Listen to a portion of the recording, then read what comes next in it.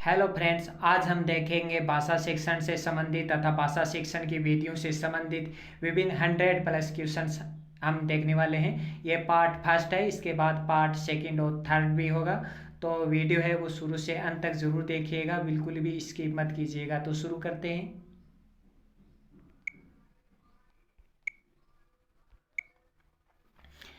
First question है, किस विधि में किन्हीं दो भाषाओं का तुलनात्मक अध्ययन किया जाता है? किस विधि में किन्हीं दो भाषाओं का, तो किस विधि में किन्हीं दो भाषाओं का तुलनात्मक अध्ययन किया जाता है? किस विधि में किन्हीं दो भाषाओं का तुलनात्मक अध्ययन किया जाता है? तो वो विधि है व्यतिरेक की विधि। व्यतिरेक की विधि क्या होती है? इस विधि में किन्हीं दो भाषाओं का तुलनात्मक अध्ययन किया जाता है। ये फर्स्ट भाषा, ये सेकंड भाषा, दोनों का तुलना की जाती है व्यतिरेक की विधि में। अगला क्वेश्चन है,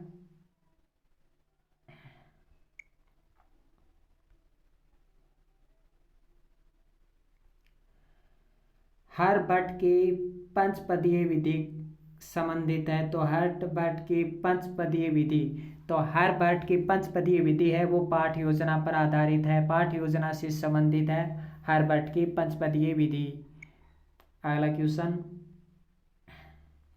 मातृभाषा का प्रमुख शिक्षण विधि है। तो मातृभाषा की प्रमुख शिक्षण विधि कौन सी है? तो मातृभाषा की प्रमुख शिक्षण विधि कौन सी है? अनुकरण विधि। मातृभाषा की प्रमुख शिक्षण विधि अनुकरण विधि है, क्योंकि जो मातृभाषा है वो अनुकरण विधि से ही सबसे ज़्यादा उचित तरीके से सीखी जा सकती है, इसलिए मातृभाषा की प्रमुख शिक्षण विधि अनुकरण विधि है। अगला है, प्रस्तावना का मूल आधार होता है पूर्व ज्ञान। अगर हमें पूर्व का ज्ञान है, अगर हमें पहले का ज्ञान प्राप्त है तो हम प्रस्तावना बना सकते हैं। तो प्रस्तावना का मूल आधार होता है पूर्व ज्ञान। अगला क्वेश्चन देखिए, विशिष्ट से सामान्य की ओर सूत्र किस विधि से संबंधित है? तो विशिष्ट से सामान्य की ओर सूत्र है वो आगमन विधि से संबंधित है, तथा सामान्य से विशिष्ट निगमन विधि से संबंधित है।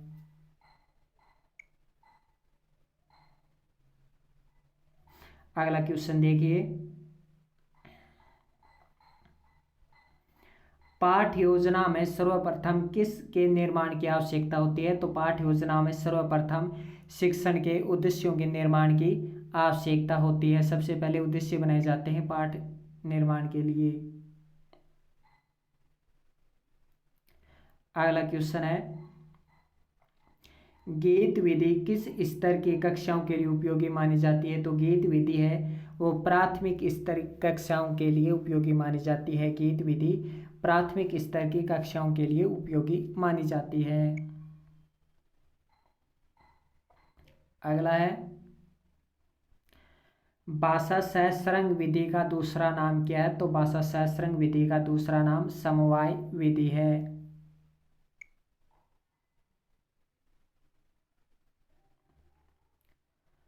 अगला क्वेश्चन है, वह विधि जिसमें विद्यार्थी अपना अध्ययन कार्य अध्यापक की देखरेख में पूर्ण करता है। विद्यार्थी है वो अपना अध्ययन कार्य है वो अध्यापक की देखरेख में पूर्ण करता है, और अध्यापक है सिर्फ वो मार्गदर्शक के रूप में कार्य करता है। अध्यापक बीच बीच में छात्रों को मार्गदर्शन देता रहता है, उनको क्लू देता रहता है। तो ये विधि है पर्यवेक्षित अध्ययन विधि।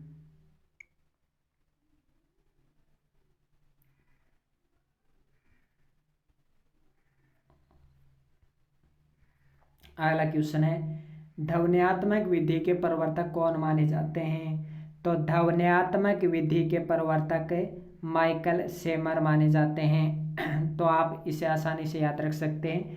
ध्वनि ध्वनि किससे उत्पन्न होती है? माइक से उत्पन्न होती है। ध्वनि किससे उत्पन्न होती है? माइक से उत्पन्न होती है। तो आप इसे इस ट्रिक के माध्यम से याद रख सकते हैं कि ध्वन्यात्मक विधि के जो प्रवर्तक माने जाते हैं वो माइकल सेमर माने जाते हैं। ध्वन्यात्मक विधि के प्रवर्तक माइकल सेमर। अगला है, द्विभाषी विधि के प्रवर्तक कौन माने जाते हैं? द्विभाषी विधि के प्रवर्तक डॉडसन, सीजे डॉडसन। तो सीजे डॉडसन है वो द्विभाषी विधि के प्रवर्तक माने जाते हैं। तो द्विभाषी विधि के प्रवर्तक कौन माने जाते हैं? सीवी डॉडसन। सन से आप याद रख लेना पुत्र, और द्वि से यानी दो पुत्र, यानी ऐसे पुत्र जो दो दो भाषा बोलता है।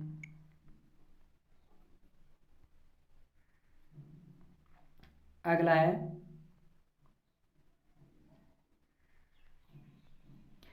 भाषा वैज्ञानिक विधि।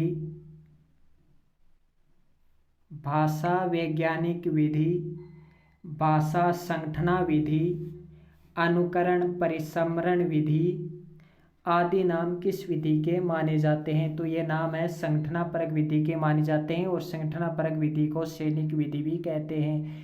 तो भाषा वैज्ञानिक विधि, भाषा संगठना विधि, अनुकरण परिसमरण विधि आदि नाम है वो संगठना परक विधि के माने जाते हैं। संगठना परक विधि इसलिए क्योंकि इसमें विषय कई व्यक्तियों का एक संगठन बना लिया जाता है, फिर उन्हें भाषा का ज्ञान करवाया जाता है विभिन्न यंत्रों के माध्यम से, इसलिए इसे संगठना परक विधि कहते हैं।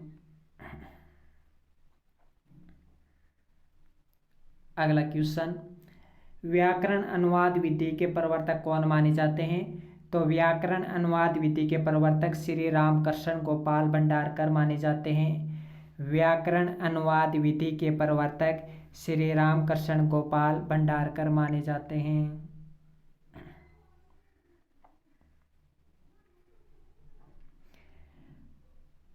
तो भंडारकर विधि के प्रवर्तक श्री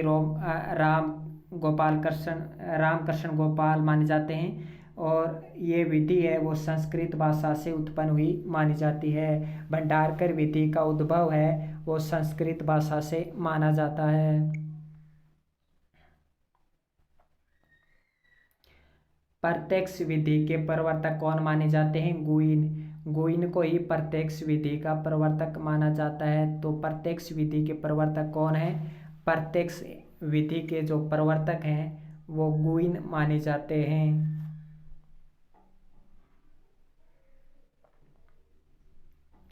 अगला क्वेश्चन, किस विधि द्वारा व्याकरण अनुवाद विधि के दोष अपने आप दूर हो जाते हैं? जो व्याकरण विधि है, जो व्याकरण अनुवाद विधि है, उस विधि के दोष है वो किस विधि द्वारा वो पूरे हो जाते हैं या पूर्ति कर ली जाती है? तो वो है प्रत्यक्ष विधि, क्योंकि प्रत्यक्ष विधि में व्याकरण पर जोर न देकर सीधे ही वाक्यों पर, सेंटेंस पर जोर दिया जाता है, जिससे क्या है कि व्याकरण अपने आप कंठस्थ हो जाती है। जैसे कि हम कोई वाक्य बोलते हैं तो हम अपने आप ही जान जाते हैं कि व्याकरण किस तरह से होती है।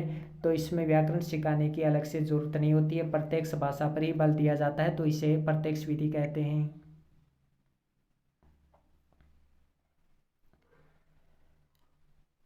अगला क्वेश्चन, मॉरिसन ने इकाई शिक्षण के लिए कौन कौन से पद बताए हैं? तो मॉरिसन ने इकाई शिक्षण के लिए कौन कौन से पद बताए हैं?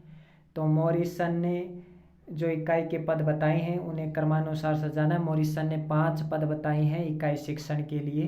किस प्रकार बताए हैं? मॉरिसन ने पहले कहा कि पहले जांच, जांच के बाद प्रस्तुतिकरण, प्रस्तुतिकरण होगा तो हम उस प्रस्तुतिकरण से जो भी हम प्रस्तुत करेंगे उसका हम आत्मीकरण करेंगे, यानी हम अपने आत्मा में उस जो भी विषय वस्तु है उसे हम बसा लेंगे, आत्मीकरण कर लेंगे। तो प्रस्तुतिकरण के बाद आत्मीकरण, आत्मीकरण जो भी हमने आत्मीकरण किया है, जो भी हमने आत्मीकरण किया है उसका हमें सुव्यवस्थितकरण भी करना पड़ेगा, क्योंकि हमने जो भी सीखा है वो कर्म से नहीं सीखा है, सुव्यवस्थित उसको नहीं किया है। तो पहले सीखेंगे फिर उसको सुव्यवस्थित भी करेंगे। सुव्यवस्थितीकरण के बाद अभिव्यक्तिकरण, जो भी हमने उस सभी जो भी सामग्री हमने सीखी है उसका सुव्यवस्थितीकरण कर लिया है, उसको एक क्रम में सजा लिया है, क्रम में ढाल लिया है, फिर हम उसका अभिव्यक्तिकरण करेंगे। तो कह सकते हैं मॉरिसन ने इकाई शिक्षण के लिए 5 पद बताए हैं। पहला है जांच, जांच के बाद प्रस्तुतिकरण होगा, उस प्रस्तुतिकरण का हम आत्मीकरण करेंगे, आत्मीकरण करने के बाद उन विभिन्न सामग्री जो हमने सीखी है, जो विभिन्न हमने ज्ञान प्राप्त किया है उसका हम सुव्यवस्थितीकरण करेंगे, और सुव्यवस्थितीकरण करने के बाद हम उसको अभिव्यक्त करेंगे।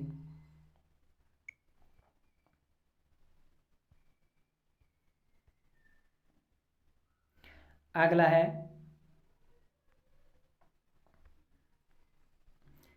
नियम, उदाहरण, निरीक्षण, परीक्षण किस विधि के चरण है? तो ये निगमन विधि के चरण है। याद रखिए, नियम, उदाहरण तो सबको याद है कि नियम से उदाहरण की ओर निगमन विधि, लेकिन इसके बाद याद रखिए कि निरीक्षण होगा और निरीक्षण होने के बाद परीक्षण होगा। उस उदाहरण का निरीक्षण भी किया जाएगा, फिर परीक्षण भी किया जाएगा।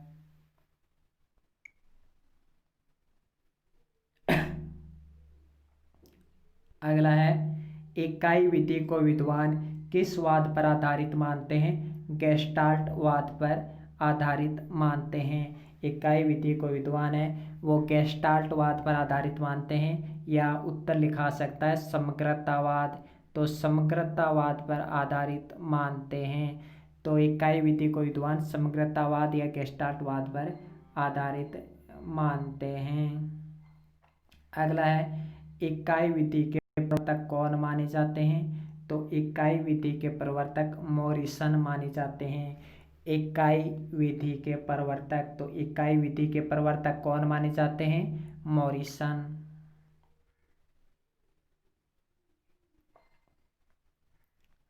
अगला क्वेश्चन है, अभिकर्मित अनुदेशन विधि के प्रवर्तक कौन माने जाते हैं? Sydney L précis.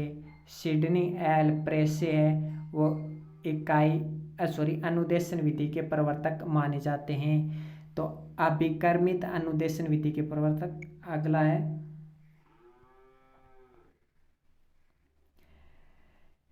किस विधि के द्वारा छात्र शब्दकोश, मानचित्र आदि देखना सीख लेता है? तो वो है पर्यवेक्षित विधि अध्ययन के द्वारा।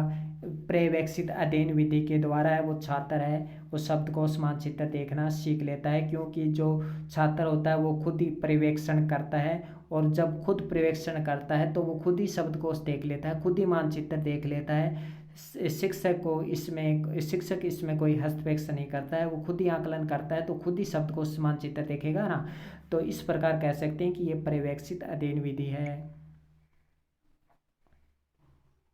संकोच करने वाले बालकों के लिए कौन सी वाचन उपयुक्त माना जाता है? तो संकोच करते हैं जो संकोची बालक होते हैं उनके लिए समवेत वाचन उपयोगी रहता है। समवेत वाचन से आशय है कि कई बालकों द्वारा वाचन करना, और जब कई बालक वाचन करते हैं तो उनमें संकोच नहीं होता है, वो साथ साथ में बोल लेते हैं, किसी को पता भी नहीं चलता है। तो इस प्रकार छात्र संकोच नहीं करते, और समवेत वाचन में संकोची बालकों के लिए ये उपयोगी है। अगला है, वाचन विधि का प्रयोग किस स्तर कक्षा के लिए उपयोगी है? तो प्राथमिक स्तर के लिए। जो वाचन विधि होती है, जो वाचन करने की विधि होती है वो प्राथमिक स्तर के लिए ही उपयोगी मानी जाती है।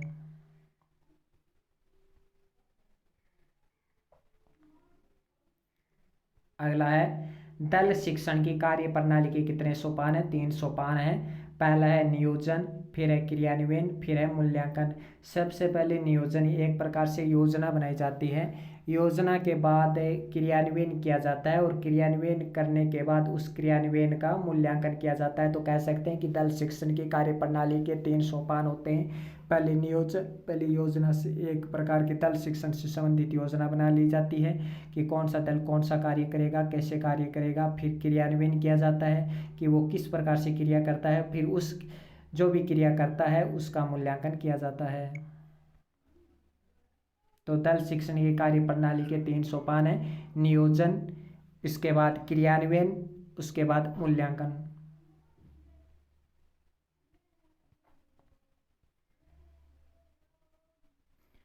अगला है, प्रदर्शन विधि में किस सूत्र शिक्षण का प्रयोग किया जाता है? तो प्रदर्शन विधि में मूर्त से अमूर्त शिक्षण का प्रयोग किया जाता है, सूत्र का प्रयोग किया जाता है। कि प्रदर्शन विधि में किस सूत्र शिक्षण का प्रयोग किया जाता है? मूर्त से अमूर्त की ओर। पहले जो मूर्त है, जो वस्तुओं के बारे में जानते हैं प्रदर्शन विधि में, उसी के बारे में प्रदर्शन होता है। मूर्त वस्तुओं से संबंधित ही प्रदर्शन होता है, फिर अमूर्त वस्तुओं से संबंधित प्रदर्शन होता है।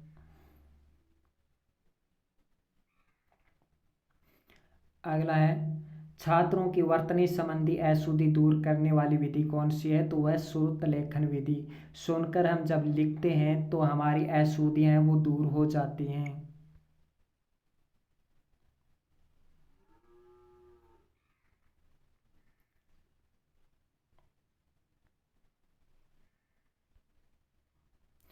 अगला है विषय वस्तु का निर्धारण करना। विषय वस्तु का निर्धारण करके अध्यापक द्वारा योजना बनाना। योजना बनाने के बाद प्रस्तुतिकरण करना। प्रस्तुतिकरण करने के बाद सारांश प्रस्तुत करना। सारांश प्रस्तुत करने के बाद मूल्यांकन करना। आदि पद किस विधि से संबंधित है? तो ये व्याख्यान विधि से संबंधित है। तो आप समझ गए होंगे व्याख्यान विधि क्या होती है।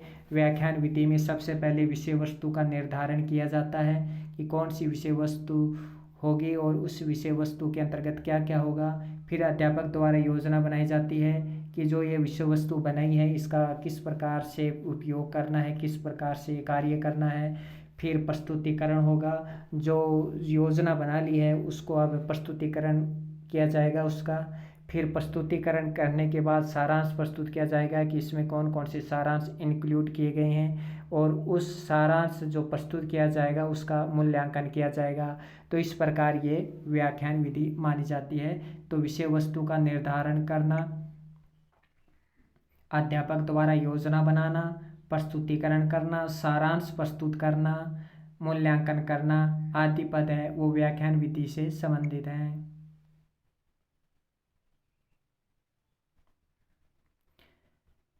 अगला क्वेश्चन है भाषा शिक्षण की सर्वाधिक आलोचना वाली, सर्वाधिक प्रयुक्त विधि, सर्वाधिक प्राचीन विधि कौन सी है? व्याख्यान विधि। व्याख्यान विधि है क्योंकि पहले हम व्याख्यान दिया करते थे, जो भी प्राचीन काल में सर्वप्रथम व्याख्यान देना ही शुरू होता था। तो इस प्रकार सर्वाधिक प्राचीन, सर्वाधिक आलोचना वाली, सर्वाधिक प्रयुक्त विधि है व्याख्यान विधि है।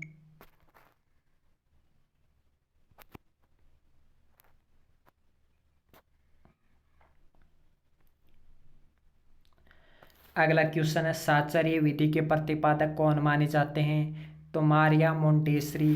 साहचर्य विधि के प्रतिपादक कौन माने जाते हैं? तो साहचर्य विधि के प्रतिपादक हैं वो मारिया मोंटेसरी माने जाते हैं। साहचर्य विधि के प्रतिपादक मारिया मोंटेसरी। और साहचर्य विधि किस कक्षा स्तर के लिए उपयोगी है? तो प्राथमिक स्तर के लिए जो साहचर्य विधि है वो प्राथमिक स्तर के लिए उपयोगी होती है। साहचर्य विधि को ही समवाय विधि भी कह देते हैं और इसे सहयोग विधि भी कहते हैं। तो ये भी याद रखिए, सहयोग विधि भी कहते हैं साहचर्य विधि को।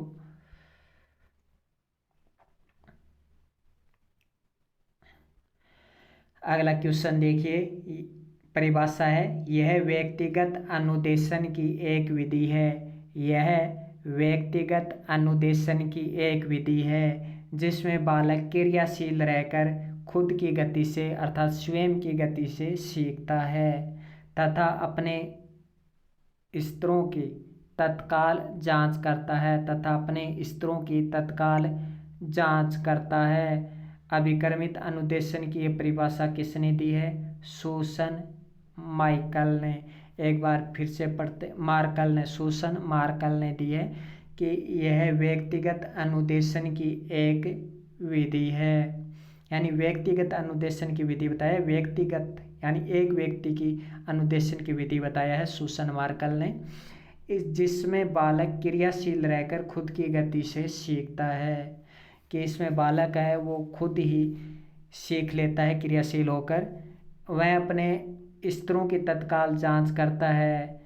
ये विधि है वो सूसन मार्कल ने कहा है। तो सूसन मार्कल ने आप कैसे याद रखेंगे? व्यक्तिगत अनुदेशन की विधि है जिसमें बालक स्वयं अपनी गति से सीखता है और फिर अपने स्तरों की जांच भी कर लेता है। सूसन मार्कल। किस विधि का उद्देश्य व्याकरण के बिना भाषा का शुद्ध प्रयोग सिखाना? भाषा शास्त्रंग विधि। भाषा शास्त्रंग विधि में व्याकरण का उपयोग नहीं किया जाता, बिना ही व्याकरण के ही भाषा सिखा दी जाती है भाषा शास्त्रंग विधि में।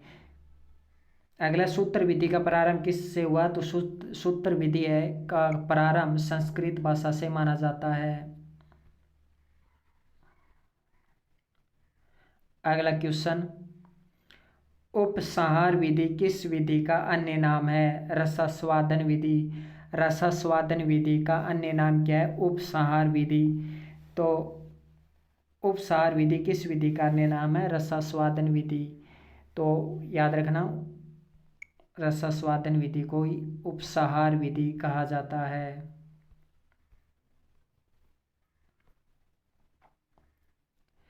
बालकों को वातावरण पर आधारित ज्ञान दिया जाता है अवलोकन विधि में। अवलोकन विधि में बालकों को वातावरण पर आधारित ज्ञान दिया जाता है। अन्य विधियों में भी कुछ अन्य विधियां भी हैं जिनमें वातावरण पर आधारित ज्ञान दिया जाता है, लेकिन अगर अवलोकन विधि ऑप्शन में आ जाता है तो अवलोकन विधि आपको चूज करना है। तो बालक को जो वातावरण पर आधारित ज्ञान दिया जाता है।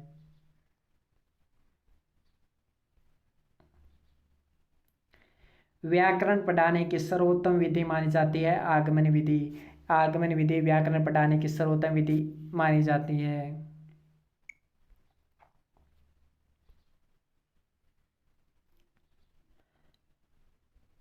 अगला क्वेश्चन देखिए, गद्य पद्य के साथ साथ व्याकरण की शिक्षा किसके में दी जाती है? समवाय विधि में दी जाती है। इसे साहचर्य विधि भी कहते हैं। समवाय विधि को साहचर्य विधि भी कहते हैं। इसमें गद्य पद्य के साथ साथ व्याकरण की शिक्षा भी दे दी जाती है और समवाय विधि को साहचर्य विधि भी कहते हैं।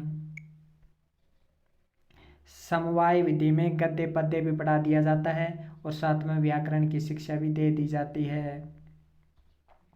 अगला, गद्य शिक्षण में दूर्त पाठ में अधिक स्थान दिया जाता है अर्थबोध को। दूर्त गति से जब हम पढ़ते हैं तो अवबोध अर्थबोध को भी अधिक स्थान दिया जाता है।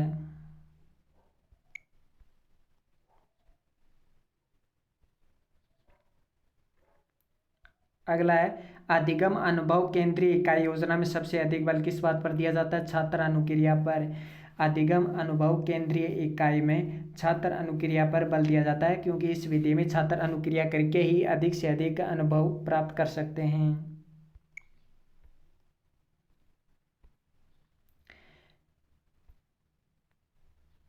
एक समान उच्चारित होने वाले शब्द किस विधि से सिखाए जाते हैं? तो ध्वन्यात्मक विधि से सिखाए जाते हैं। जो एक समान उच्चारित होते हैं, जो शब्द एक जैसे शब्द लगते हैं सीखने में, वो शब्द है ध्वन्यात्मक विधि से सिखाए जाते हैं।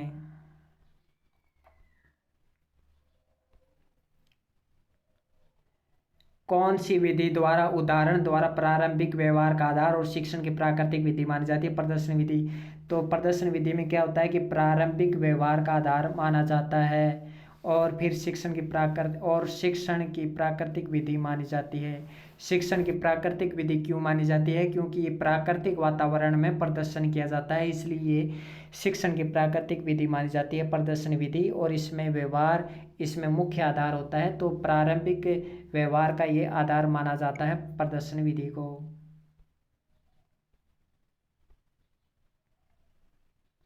भाषा शिक्षण में उच्चारण शुद्धता के लिए प्रयोग किया जाता है लिंगुआ फोन। लिंगुआ फोन का प्रयोग है वो उच्चारण शुद्धता के लिए प्रयोग किया जाता है।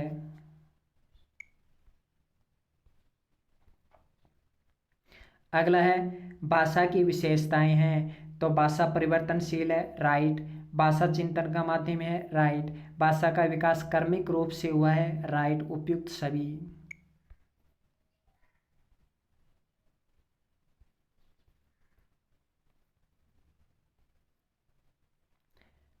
अगला क्वेश्चन, जब व्यक्ति देखता है, सुनता है, विचार करता है तो उसके मन में उस वस्तु का दृश्य उपस्थित हो जाता है, जिसे बिंब कहते हैं। बिंब को हम एक प्रतीक के रूप में प्रतिबिंब कह सकते हैं।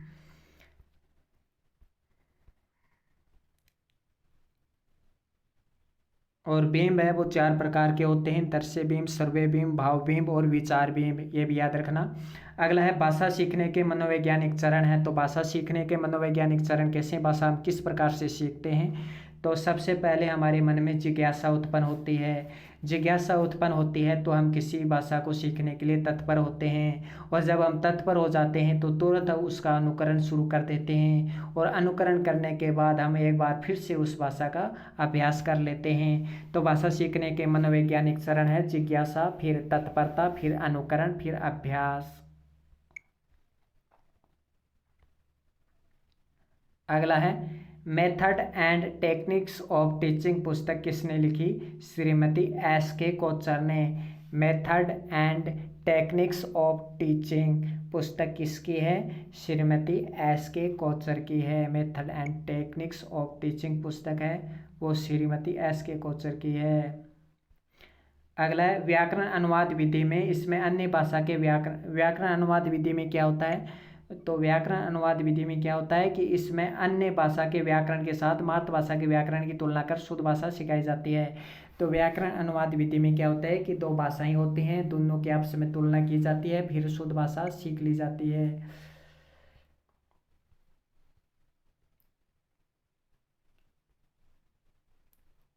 किस विधि में वर्णों की आकृति खंड खंड करके उनका अभ्यास कराया जाता है?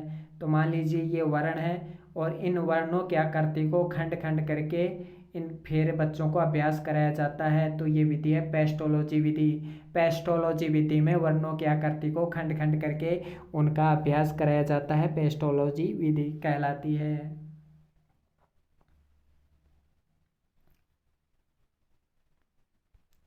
अगला, बच्चा अपने हाथ कान आंख आदि की सहायता से अक्षरों को सीख लेता है, पहचान करके सीख लेता है, ये मोंटेसरी विधि है।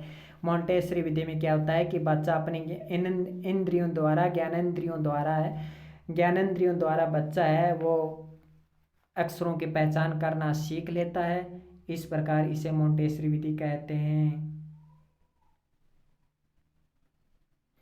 व्याकरण अनुवाद विधि का प्रमुख उद्देश्य है भाषा कौशल प्रदान करना, भाषा कौशलों की दक्षता प्रदान करना। तो व्याकरण अनुवाद विधि का प्रमुख उद्देश्य है जो भी भाषा कौशल हैं उनकी दक्षता, भाषा कौशल की दक्षता ही प्रदान करना बच्चों को व्याकरण अनुवाद विधि का प्रमुख उद्देश्य है।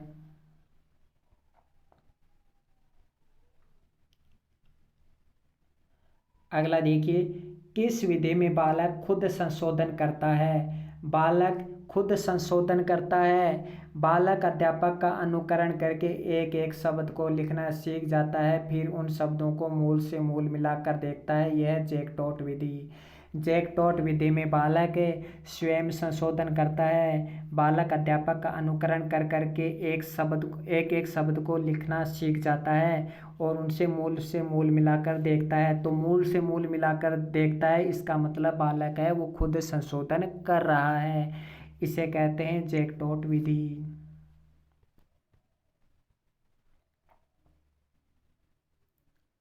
अगला क्वेश्चन कि इस विधि में रचना, कहानी, पद आदि की शिक्षा देने के साथ साथ प्रसंगानुकूल व्याकरण की शिक्षा भी दे दी जाती है, तो यह समवाय विधि, ये हम पढ़ चुके हैं, रिपीट हो गया ये। अगला क्वेश्चन है, किस विधि में अध्यापक छात्रों को खुद या टेप की सहायता से बच्चों को अनुकरण कराता है?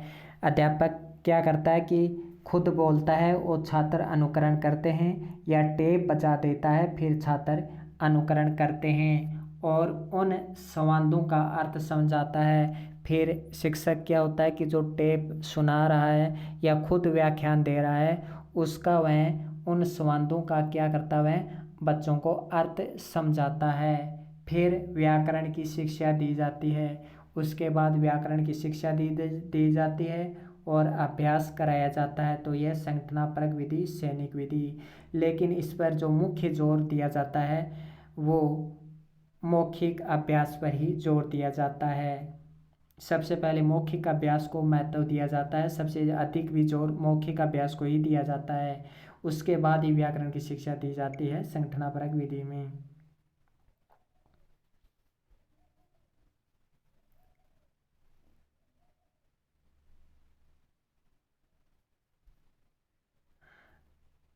अगला है संरचना पद्धति, गठन पद्धति के बारे में बताइए। जो संरचना पद्धति है, गठन पद्धति है, उसके बारे में बताइए। तो संरचना पद्धति अर्थात गठन पद्धति के बारे में बताइए कि ये संरचना पद्धति आखिर गठन पद्धति क्या है। संरचना पद्धति, गठन पद्धति, इस पद्धति में मौखिक अभ्यास पर बल दिया जाता है। संरचना पद्धति जिसे गठन पद्धति भी कहते हैं, इस पद्धति में मौखिक अभ्यास पर बल दिया जाता है। फिर यथासंभव कक्षा में द्वितीय भाषा का ही प्रयोग किया जाता है। क्या किया जाता है इसमें कि जहाँ तक हो सके द्वितीय भाषा का ही इसमें प्रयोग किया जाता है। बच्चों को तथ्यों एवं सूचनाओं की जरूरत, बहुत इंपॉर्टेंट लाइन है कि बच्चों को तथ्यों एवं सूचनाओं की जगह कौशल प्रदान करने पर बल दिया जाता है। बच्चों को सूचनाओं एवं तथ्यों की जगह कौशल प्रदान करने पर बल दिया जाता है। और अगला है, एक संरचना अच्छी तरह सुदृढ़ हो जाने पर ही दूसरी संरचना का ज्ञान प्रदान किया जाता है। यानी एक संरचना अच्छी तरह सीख ली है, उसी के बाद दूसरी संरचना का ज्ञान प्रदान किया जाता है। यानी अलग अलग संरचनाएं हैं वो अलग अलग समय पर सिखाई जाती हैं, एक साथ नहीं सिखाई जाती। तो इसमें क्या होता है कि तथ्य व सूचनाओं की जगह कौशल प्रदान करने पर ज़्यादा बल दिया जाता है। एक संरचना अच्छी तरह सुदृढ़ हो जाने पर ही दूसरी संरचना का ज्ञान कराया जाता है। यथासंभव कक्षा में द्वितीय भाषा का ही प्रयोग किया जाता है और मौखिक अभ्यास पर ज़्यादा बल दिया जाता है संरचना पद्धति अर्थात गठन पद्धति में। अगला है, किस विधि में शिक्षक छात्रों को पाठ पढ़ाने से पहले पाठ संबंधी गृह कार्य दे देता है, जिससे छात्र पुस्तकालय से सामग्री जुटाकर या कुछ प्रश्नों के आधार पर पढ़कर आने या गृह कार्य लाने का निर्देश दिया जाता है। निर्दिष्ट कार्य विधि। निर्दिष्ट कार्य विधि में क्या होता है कि जो शिक्षक होता है वो छात्रों को पाठ पढ़ाने से पहले ही पाठ संबंधी गृह कार्य दे देता है और छात्र पुस्तकालय सामग्री से जुटाकर कुछ प्रश्नों के आधार पर या पुस्तकालय से कोई सामग्री जुटाकर उस कार्य को करके लाते हैं और फिर ही उसके बाद अगले दिन शिक्षक छात्रों को पाठ पढ़ाता है। तो ये निर्दिष्ट कार्य विधि है। अब देखिए, निर्दिष्ट और पर्यवेक्षित विधि में क्या अंतर है। निर्दिष्ट और पर्यवेक्षित विधि में क्या अंतर है ये देखते हैं हम। तो पर्यवेक्षित विधि क्या है।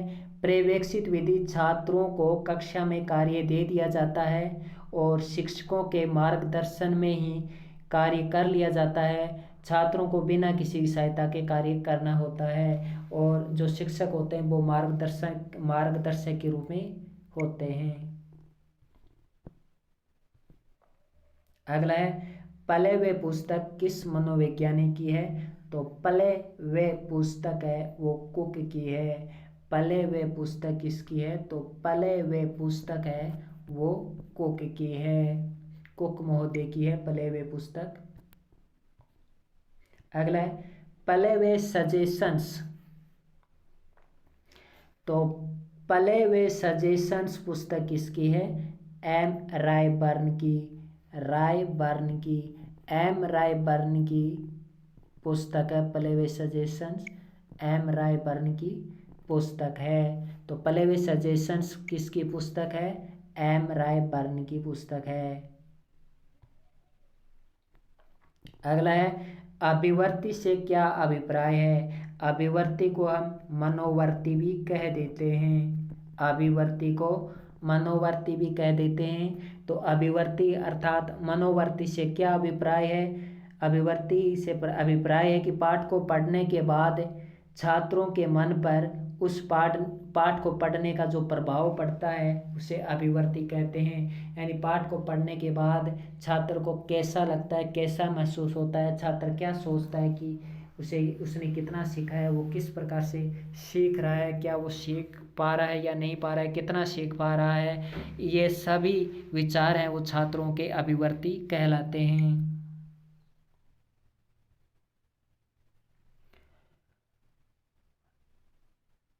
अगला है, आदर्श वाचन की उपयोगिता कि आदर्श वाचन क्या है।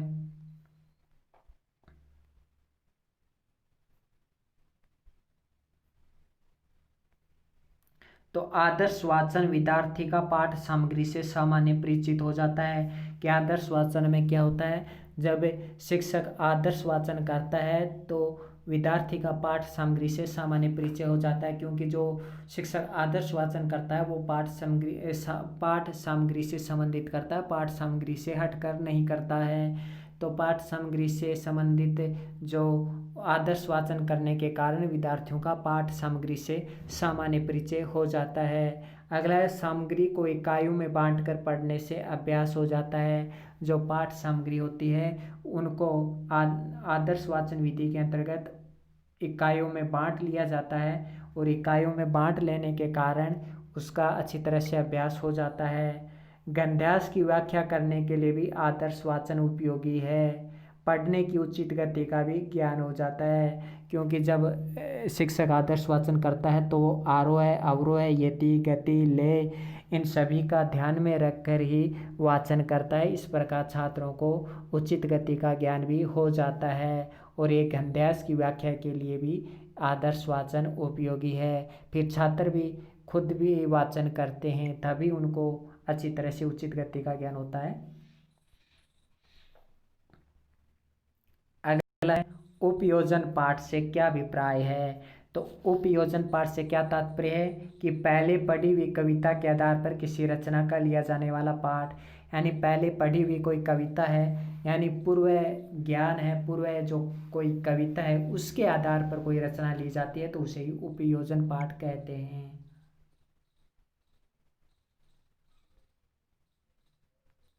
अगली परिभाषा देखिए कि जिन शब्दों के योग से कोई रमणीय अर्थ निकले कविता है, यानी जिन शब्दों के योग से कोई रमणीय अर्थ निकले, तो रमणीय अर्थ शब्द मिलते ही आपको आचार्य जगन्नाथ पर टिक कर देना है कि जिन शब्दों के योग से कोई रमणीय अर्थ निकले कविता है।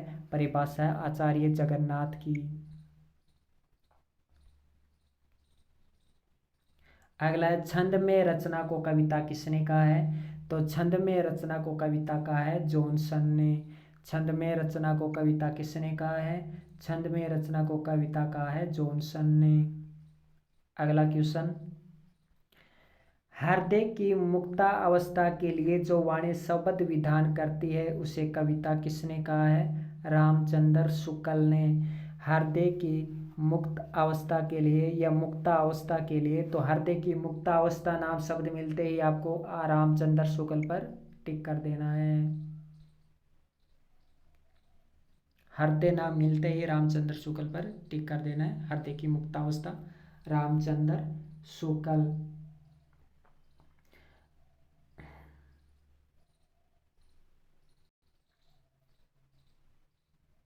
अगला है भाषा सहस्त्रंग विधि का मुख्य उद्देश्य क्या है। व्याकरण के बिना ही भाषा का शुद्ध प्रयोग सिखाना। भाषा का शुद्ध प्रयोग सिखाने पर ज़्यादा बल दिया जाता है, भाषा सहस्त्रंग विधि में व्याकरण पर बल नहीं दिया जाता। अब देखिए पाठ सहस्त्रंग विधि को विस्तार से कि पाठ सहस्त्रंग उपागम क्या है। पाठ को पढ़ाते समय यथासंभव भाषिक तत्वों की शिक्षा प्रदान करना, जो भाषा के तत्व हैं उनकी शिक्षा प्रदान करना, और पाठ में प्रयुक्त शब्द और वाक्यों के आधार पर उच्चारण शब्द अर्थ वाक्य संरचना संबंधी रचनाओं को विकसित करना।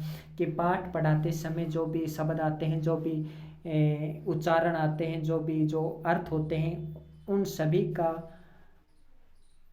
विकास छात्रों में करना ही पाठ सहस्त्रंग उपागम है। तो एक बार हम फिर से देखते हैं पाठ सहस्त्रंग उपागम क्या है। कि पाठ को पढ़ाते समय यथासंभव भाषिक तत्वों की शिक्षा प्रदान करना। पाठ में प्रयुक्त शब्दों एवं वाक्यों के आधार पर उच्चारण अर्थ वाक्य संरचना संबंधी रचनाओं का विकास करना ही पाठ सहस्त्रंग उपागम है।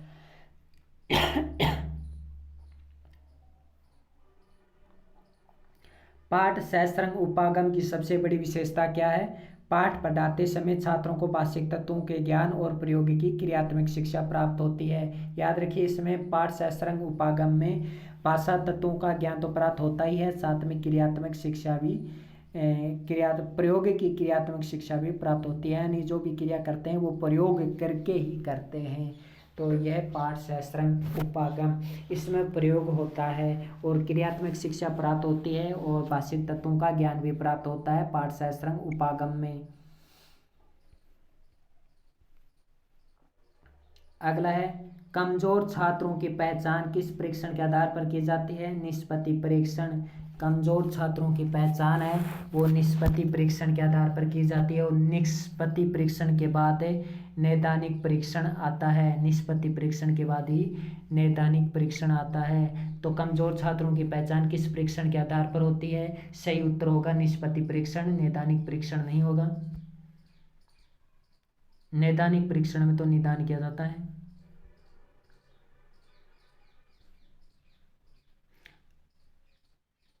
अगला है अनुकरण वाचन से विद्यार्थियों में। अनुकरण वाचन से विद्यार्थियों में क्या होता है? अनुकरण वाचन से विद्यार्थियों में सही उच्चारण का अभ्यास हो जाता है। दूसरा है स्वाध्याय की आदतों का विकास हो जाता है। याद रखिए, अनुकरण वाचन से बालकों में स्वाध्याय की आदतों का विकास भी होता है। झिझक दूर होती है। अनुकरण वाचन करने से छात्रों में जो झिझक होती है वो दूर होती है और वाचन में सक्रिय भूमिका निभाते हैं। अनुकरण वाचन करते समय बालक है वो वाचन में सक्रिय भूमिका निभाते हैं, क्योंकि वो बड़े ही ध्यान से सुनते हैं, अनुकरण करते हैं। तो इस प्रकार अनुकरण वाचन से विद्यार्थियों में सही उच्चारण का अभ्यास हो जाता है, स्वाध्याय की आदतों का विकास हो जाता है, झिझक दूर हो जाती है, वाचन में सक्रिय भूमिका निभाते हैं। तो ये इंपॉर्टेंट क्वेश्चन एग्जाम में पूछा जा सकता है कि अनुकरण वाचन से विद्यार्थियों में निम्न में से कौन सा लाभ नहीं होता है, कौन सा नहीं है इसमें, तो ये पूछा जा सकता है। आगे अगला क्वेश्चन,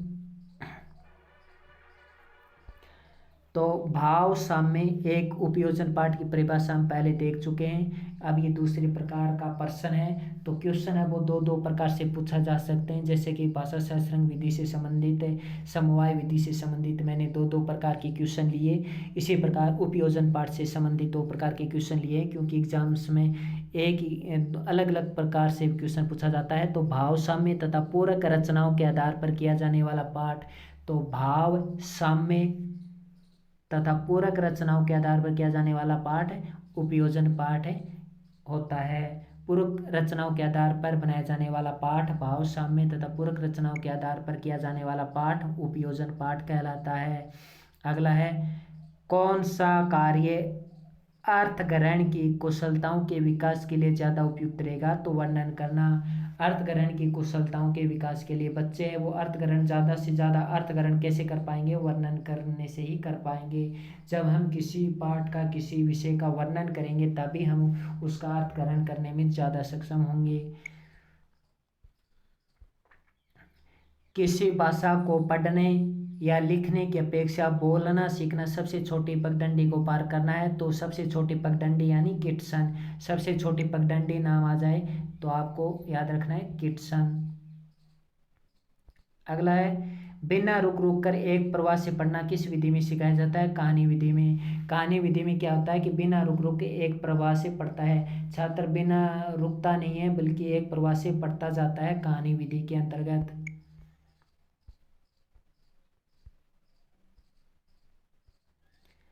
अगला है प्रश्नोत्तर प्रणाली। तो प्रश्नोत्तर प्रणाली में क्या होता है? प्रश्नोत्तर प्रणाली में पहले शिक्षक विद्यार्थियों को ऐतिहासिक कहानी सुनाता है, कोई इतिहास से संबंधित कहानी सुनाता है। तो प्रश्नोत्तर प्रणाली में क्या होता है कि पहले शिक्षक विद्यार्थियों को कोई ऐतिहासिक कहानी सुनाता है या विषय से संबंधित कोई कहानी सुनाता है। फिर जो ऐतिहासिक कहानी होती है या कविता भी सुना सकता है। प्रश्नोत्तर प्रणाली में कोई ऐतिहासिक कहानी सुनाता है, गद्य संबंधित कहानी सुनाता है या कोई कविता सुनाता है। फिर कविता सुनाकर कविता से संबंधित प्रश्न पूछता है, कोई ऐतिहासिक कहानी सुनाता है या कोई कविता सुनाता है, कोई ऐतिहासिक कविता सुनाता है और फिर वो ऐतिहासिक कविता सुनाकर छात्रों से प्रश्न पूछता है। फिर छात्रों के भावों एवं विचारों का विश्लेषण के माध्यम से विश्लेषण करता है। यानी पहले क्या होता है कि शिक्षक है वो छात्रों को कविता सुना देता है प्रश्नोत्तर प्रणाली में। प्रश्नोत्तर प्रणाली को खंड्यान्वय प्रणाली भी कहते हैं। प्रश्नोत्तर प्रणाली अर्थात खंड्यान्वय प्रणाली में शिक्षक पहले कविता सुनाता है, कविता सुनाने के बाद प्रश्न पूछता है, फिर प्रश्न पूछने के बाद वह छात्रों के भावों एवं विचारों का विश्लेषण करता है कि आखिर छात्र जो भी प्रश्न पूछे हैं उसके प्रति वो कैसा विचार रखते हैं, उसमें कौन कौन से इस प्रश्नों से संबंधित, इस कविता से संबंधित उसमें कौन कौन से भाव जागृत हुए हैं, कैसे विचार आए हैं, इसका विश्लेषण करता है। इससे छात्रों में तार्किक शक्ति का विकास होता है। जब छात्र से प्रश्न पूछे जाएंगे कहानी सुनाकर तो छात्र तर्क करेंगे, तो इससे तार्किक शक्ति का विकास होता है। इस प्रणाली में छात्र प्रश्नों का उत्तर देते समय सोच विचार करता है, कविता के भाव को समझने का प्रयास करता है और तर्क शक्ति द्वारा अपने शब्दों विचारों को अभिव्यक्त करता है, अपने शब्दों में अभिव्यक्त करता है, न कि पाठ्य पुस्तक में।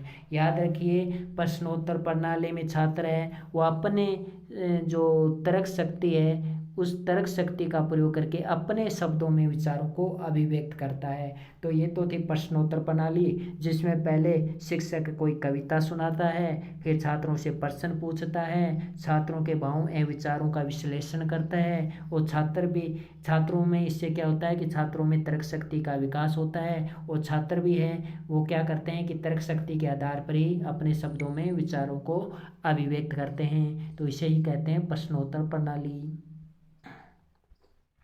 अगला है मौन वाचन। मौन वाचन से क्या लाभ होता है विद्यार्थियों में?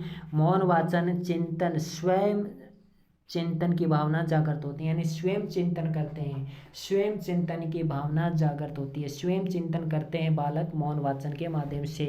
स्वाध्याय की प्रवृत्ति का विकास होता है, यानी पढ़ने की प्रवृत्ति का, स्वाध्याय खुद अध्ययन करने की प्रवृत्ति का विकास होता है। मौन वाचन पाठ वाचन का उच्च स्तर माना जाता है, तो मौन वाचन पाठ वाचन का उच्च स्तर माना जाता है। तो पूछा जा सकता है पाठ वाचन का उच्च स्तर किसे माना जाता है? मौन वाचन को माना जाता है। या पूछा जा सकता है मौन वाचन से विद्यार्थियों में कौन सा विकास नहीं होता है, मौन वाचन से संबंधित विद्यार्थियों में कौन सा लाभ नहीं होता है? तो ये 3 वाक्य दे देगा और चौथा अलग दे देगा। तो चिंतन की भावना जागृत होती है मौन वाचन से, स्वाध्याय की प्रवृत्ति का विकास होता है और मौन वाचन पाठ वाचन का उच्च स्तर माना जाता है। मौन वाचन से पढ़ने की गति भी ज़्यादा होती है और छात्र है वो 300 350 शब्द तक पढ़ लेते हैं। अगला प्रवचन विधि से। प्रवचन विधि से विद्यार्थियों में शब्दों की संकल्पना स्पष्ट हो जाती है। पर जब शिक्षक प्रवचन देता है तो विद्यार्थियों में शब्दों की संकल्पना है वो स्पष्ट हो जाती है, शब्द स्पष्ट हो जाते हैं कि इस शब्द का ये अर्थ है, ये शब्द इस तरह से यूज किया जाता है, इस शब्द का ऐसे यूज किया जाता है, तो इसे संकल्पना कहते हैं। तो विद्यार्थियों में शब्दों की संकल्पना स्पष्ट हो जाती है, छात्रों के शब्द भंडार में वृद्धि हो जाती है और ये विधि ज्ञात से अज्ञात के सिद्धांत पर कार्य करती है। प्रवचन विधि ज्ञात से अज्ञात की ओर सिद्धांत पर कार्य करती है। ज्ञात से अज्ञात कैसे है कि छात्रों को बहुत सारे शब्द ज्ञात होते हैं और कुछ शब्द ऐसे होते हैं जो अज्ञात होते हैं, तो इस प्रकार ज्ञात से अज्ञात की ओर सिद्धांत पर कार्य करती है और छात्रों के शब्द भंडार में वृद्धि होती है और विद्यार्थियों में शब्दों की संकल्पना स्पष्ट हो जाती है। बहुत इंपॉर्टेंट लाइन है ये।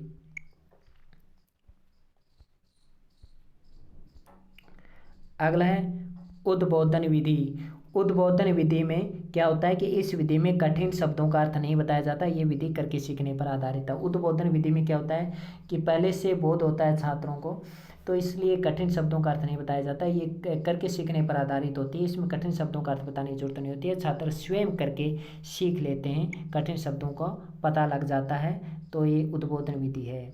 अगला है उच्च प्राथमिक स्तर पर व्याकरण सिखाने के किस विधि को सर्वाधिक उपयुक्त माना जाता है? तो व्याकरण सिखाने के लिए उच्च प्राथमिक स्तर पर व्याकरण सिखाने के लिए आगमन विधि उपयुक्त मानी जाती है सबसे, क्योंकि इसमें विश्लेषण करके व्याकरण सिखाई जाती है।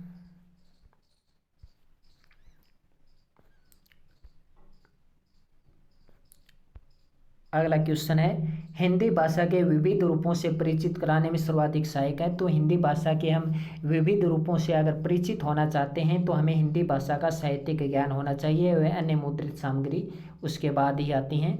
तो ज़्यादातर ऑप्शन में हिंदी भाषा का साहित्यिक ज्ञान इतना ही मिलता है। तो हिंदी भाषा के विविध रूपों से हम भाषा का साहित्य बहुत इंपॉर्टेंट है, हिंदी भाषा का साहित्य विविध रूपों से परिचित हमें करवाता है। अगला है भाषा कक्ष में समावेशी वातावरण का निर्माण करने के लिए जरूरी है। भाषा कक्षा में समावेशी, भाषा कक्ष में समावेशी वातावरण का निर्माण करने के लिए जरूरी है कि बच्चों को विभिन्न दर से सर्वे सामग्री उपलब्ध कराई जाए।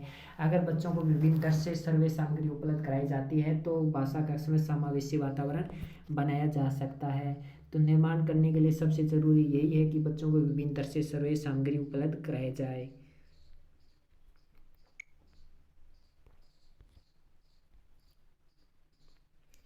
अगला है बच्चे की स्कूल की भाषा में, घर या पड़ोस की भाषा में होनी चाहिए। कहने का मतलब है कि बच्चे की जो स्कूल की भाषा है और घर में पड़ोस की भाषा है उसमें क्या होना चाहिए, उसमें समरसता होनी चाहिए। याद रखिए, समानता नहीं होगी, समरसता होगा, क्योंकि बच्चे हैं वो समान रूप से रस प्राप्त करेंगे, नहीं कि समान रूप से सीखेंगे।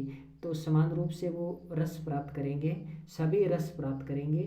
तो बच्चे की स्कूल की भाषा और घर पड़ोस की भाषा में क्या होनी चाहिए, समरसता होनी चाहिए। जैसा रस वो पड़ोस घर में प्राप्त करें वैसा ही रस स्कूल में भी प्राप्त करें। अगला है, सतत आकलन का उद्देश्य यह जानना है कि बच्चे कैसे सीखते हैं। बच्चों ने कितना सीखा है ये नहीं होगा, बच्चों ने कितना सीख लिया है ये नहीं होगा, बच्चे किन विधियों से सीख रहे हैं, बच्चे कितने समय में सीख रहे हैं ये भी नहीं होगा। क्या होगा, बच्चे कैसे सीखते हैं ये होगा। तो सतत आकलन का उद्देश्य क्या है, बच्चे कैसे सीख रहे हैं।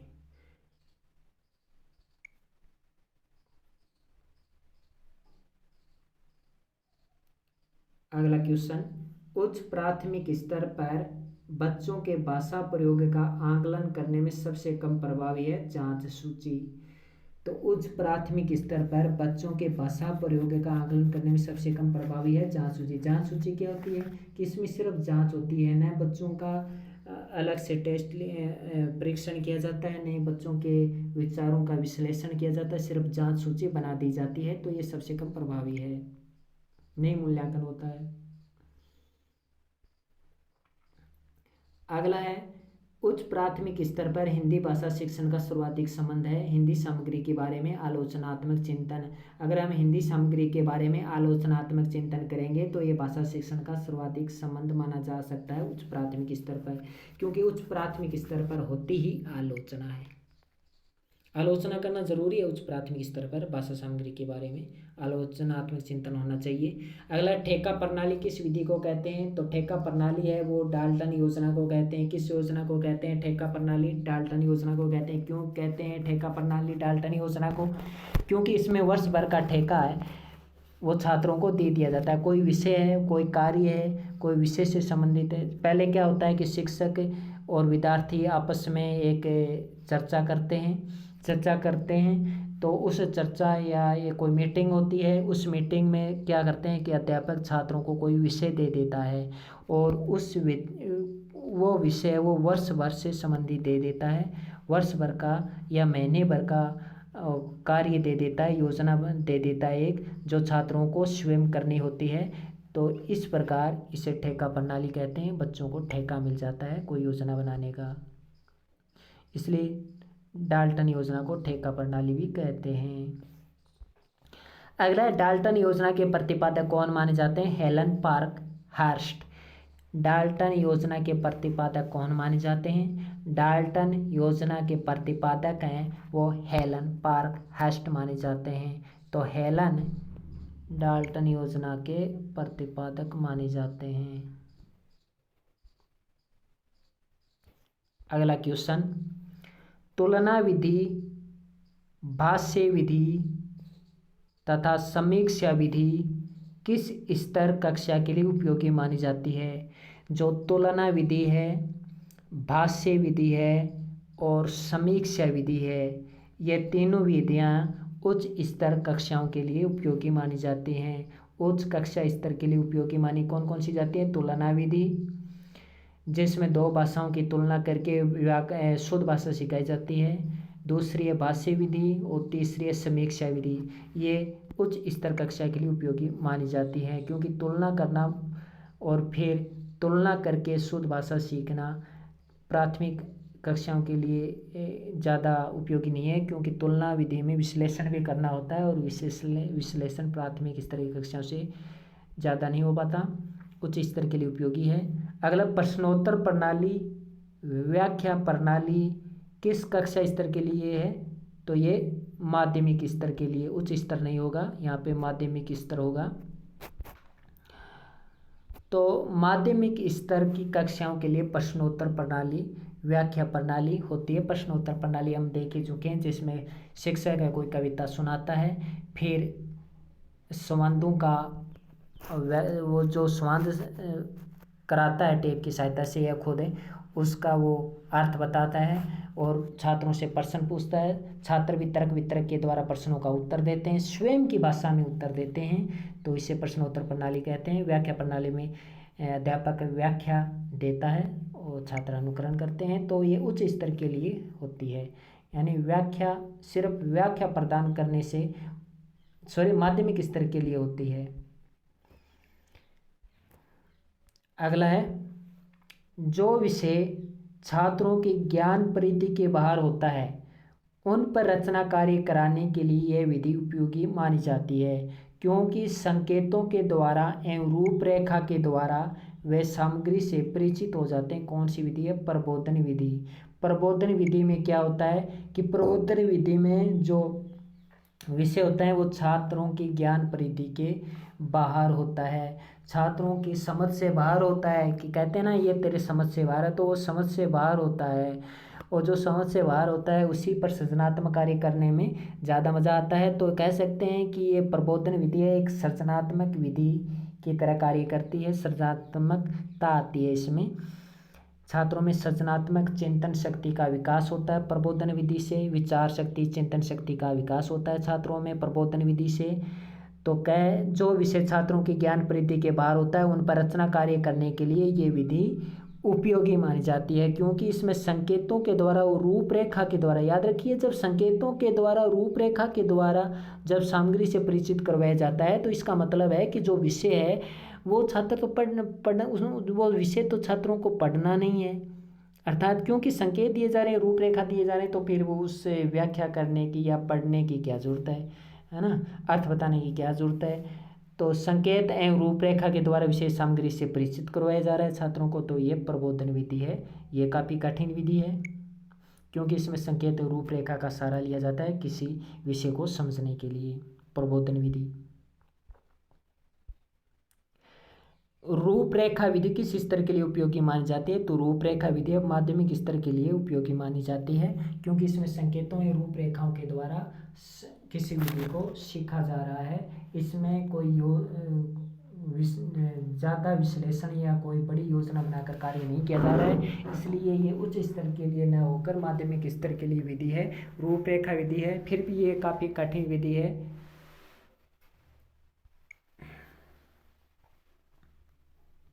और रूपरेखा विधि द्वारा चिंतन शक्ति का भी विकास होता है। अगला है स्वाध्याय विधि। क्या होती है कि शिक्षक द्वारा बच्चों को कोई विषय दे दिया जाता है, शिक्षक द्वारा बच्चों को कोई विषय दे दिया जाता है, बच्चे खुद के स्तर पर स्वयं के स्तर पर पुस्तकों से अध्ययन कर उस विषय पर रचना कार्य करता है। कौन सी विधि है? स्वाध्याय विधि है। यानी बच्चे को कोई विषय दे दिया जाता है, बच्चे अपने स्तर पर अपनी योग्यता के अनुसार पुस्तकों से अध्ययन कर लेते हैं, पुस्तकों से अध्ययन करके उस विषय पर रचना कार्य करना शुरू कर देते हैं। ये नहीं कि पुस्तकों में देख देख कर रचना कार्य करें, एक बार पुस्तक पढ़ ली है फिर स्वयं अपनी भाषा में रचना कार्य करते हैं। इससे बच्चों में चिंतन शक्ति का भी विकास होता है, तार्किक शक्ति का विकास होता है, विश्लेषण करने की शक्ति का विकास होता है स्वाध्याय विधि में। स्वाध्याय विधि है वो उच्च स्तर के लिए उपयोगी मानी जाती है, क्योंकि इसमें छात्रों को बिना बुक के, एक बार बुक पढ़ ली है उसके बाद खुद अपना कार्य करना होता है, बच्चों को खुद आकलन करना होता है, तर्क शक्ति का विकास होता है, उच्च स्तर के लिए उपयोगी मानी जाती है स्वाध्याय विधि। अगला क्वेश्चन है, शिक्षक द्वारा छात्रों को कुछ संकेत बिंदु दे दिए जाते हैं, शिक्षक द्वारा छात्रों को कुछ संकेत बिंदु दे दिए जाते हैं, छात्र उन संकेत बिंदुओं के आधार पर कार्य करता है, तो वही विधि आ गई रूपरेखा विधि। इसी को प्रबोधन विधि कहते हैं, याद रखिए रूपरेखा विधि को प्रबोधन विधि कहते हैं। प्रबोधन विधि से संबंधित हमने क्वेश्चन देखा था, वो दोनों क्वेश्चन एक ही हैं, दोनों क्वेश्चनों में एक ही बात कही गई है, तो बस इनका नाम अलग अलग है, रूपरेखा विधि प्रबोधन विधि। तो क्वेश्चन है वो 3-4 प्रकार से ऐसे पूछे जा सकते हैं। तो मैंने 3-4 के डिफरेंट क्वेश्चन लिए हैं। रूपरेखा विधि और उसमें मैंने दे दिया प्रबोधन विधि। तो शिक्षक द्वारा छात्रों को कुछ संकेत बिंदु दे दिए जाते हैं, उन संकेत तथ्यों के आधार पर बच्चा क्या करता है कि उस विषय से संबंधित कार्य करता है। तो इसे रूपरेखा विधि प्रबोधन विधि कहते हैं। इससे छात्रों को बोध हो जाता है, इसलिए प्रबोधन विधि। अगला क्वेश्चन देखिए, एक रचना की नकल करके उसके आधार पर अन्य रचनात्मक कार्य करना कौन सी विधि है? अनुकरण विधि है। जैसे दीपावली का लेख आपको सिखा दिया, लिखा दिया बोर्ड पर। अब आपको अध्यापक कहेगा कि आप होली का लेख लिख कर लाओ, तो आप होली का लेख लिख कर लाओगे। तो एक प्रकार से नकल सी करोगे आप कि उसमें रंग बिरंगे कपड़े पहनते हैं, पटाखे बजाते हैं, तो यही आप दीपावली वाला होली में टेक दोगे, है ना। तो काफ़ी मिलता जुलता हो जाएगा। तो एक रचना की नकल करके उसके आधार पर अन्य रचनात्मक कार्य करना कौन सी विधि है? अनुकरण विधि है। अगला देखिए, यही क्वेश्चन मैंने कैसे लिया है कि किसी रचना से मिलते जुलते अन्य रचना कार्य करना अनुकरण विधि।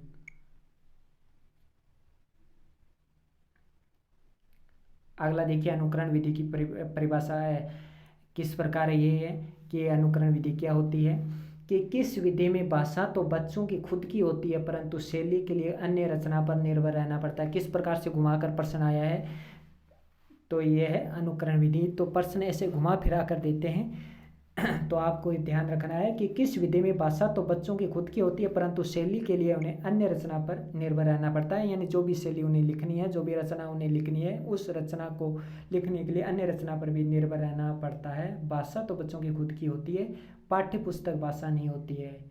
नकल पुस्तक की भाषा की नकल नहीं करते हैं बल्कि उस रचना की नकल करते हैं जो मिलती जुलती है। इसे कहते हैं अनुकरण विधि। अगला एजुकेशन ऑफ मैन पुस्तक किसकी है? तो एजुकेशन ऑफ मैन पुस्तक है वो फ्रोबेल की है। एजुकेशन ऑफ मैन पुस्तक फ्रोबेल ने लिखी है।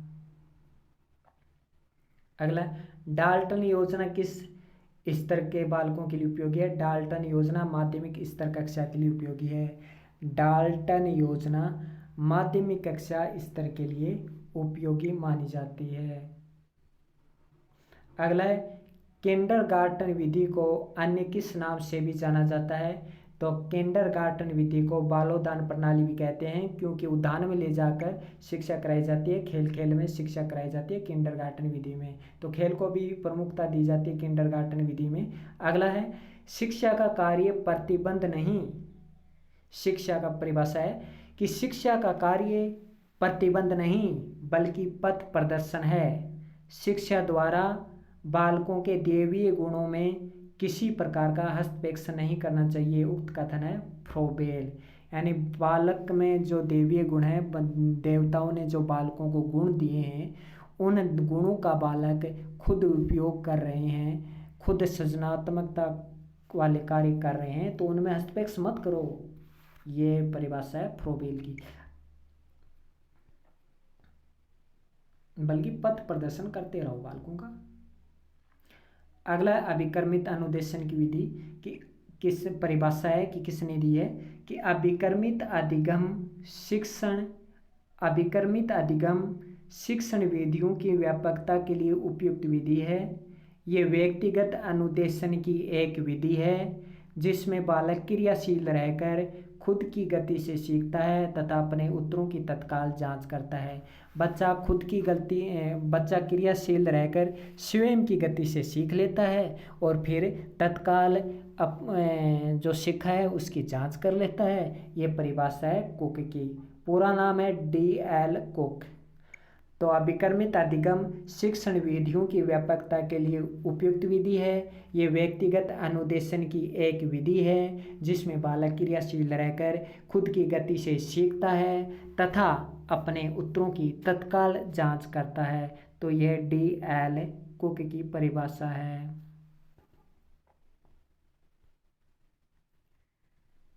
अगला है, अभिकर्मित अनुदेशन केवल स्वाध्याय हेतु निर्मित पाठ्य वस्तु ही नहीं है। कहने का मतलब है कि ये सिर्फ पढ़ने के लिए ही नहीं है, अपितु यह एक प्रशिक्षण प्रविधि है। इसमें प्रशिक्षण भी प्राप्त होता है, पढ़ने के साथ साथ स्वाध्याय के साथ साथ प्रशिक्षण भी प्राप्त होता है।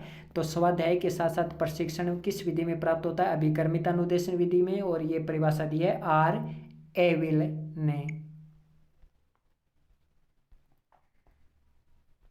अगला है, रचना के कितने भेद माने जाते हैं? रचना के 2 भेद माने जाते हैं। कौन से? मौखिक रचना और लिखित रचना।